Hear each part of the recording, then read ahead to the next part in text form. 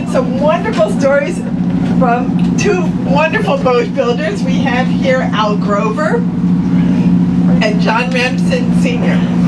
And Al Grover is a legend in his own time. I am not kidding. So we're very happy to have him here as part of our program.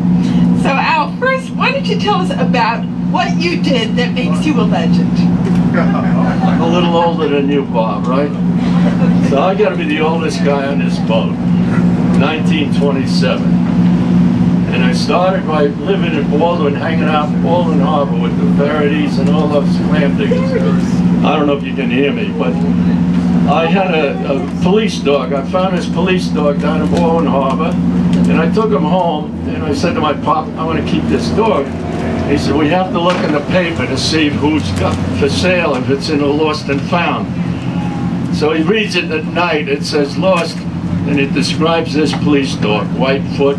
This nose belongs to Bill's Fish Market, the foot of Woodcliffe Avenue, right, where Charvin is, was Bill's Fish Market. My pop says, we got to bring the dog back. So we go to Woodcliffe Avenue, and I meet Bill's Fish Market gang, the three brothers, Johnny, Marco, and Bill. One of them got gunned down. And they got shot by a relative later. I won't get into that.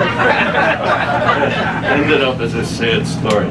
But I cried, I wanted that dog, and they got me in the fish market, gave me some clams, and says, look kid, you come down here anytime you want. You can play with Bucky. That was the dog's name. So I started living on Woodcliffe Avenue as a little kid with Bucky and Bill's Fish Market. They taught me a little about fishing.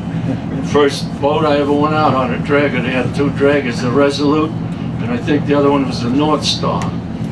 And I would go out for nothing, just to be on a boat. It was the biggest thrill. I couldn't sleep all night if I was going out in the ocean the next day. It was that exciting to me. So everybody down there had nicknames, especially Baldwin, but Freeport had them too. So I did everything wrong. I was called Jerky.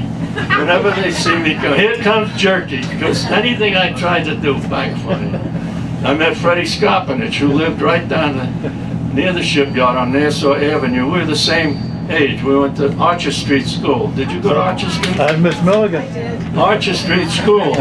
You talk about your aquarium. In 3rd grade, Miss Nancy Evie, my school teacher, took me to Point Lookout on a bus trip to the Bright Eye Fish Market, which was your fish market.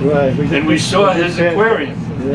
Down in the 1930s. Big sharks. In the 30s. Stingrays. And you know, he's a very modest guy, but when you have pound nets in the ocean, and he's talking 90-foot poles, setting that stuff in the ocean and maintaining it in hurricanes, these guys were all Supermen. Bob wouldn't say that, but you know it. That was a tough racket. That's why we went into the clam business. So why don't we learn more about what you did to again, become a legend in your own time? I'm not a legend. Let's cut to the chase. She'll tell you about my legend. Look, I want to show you something from the 30s. And I was a kid hanging out on the docks. There was no radios. Hey, Frank, there was no radios on any of the boats I worked on. There was no depth finders.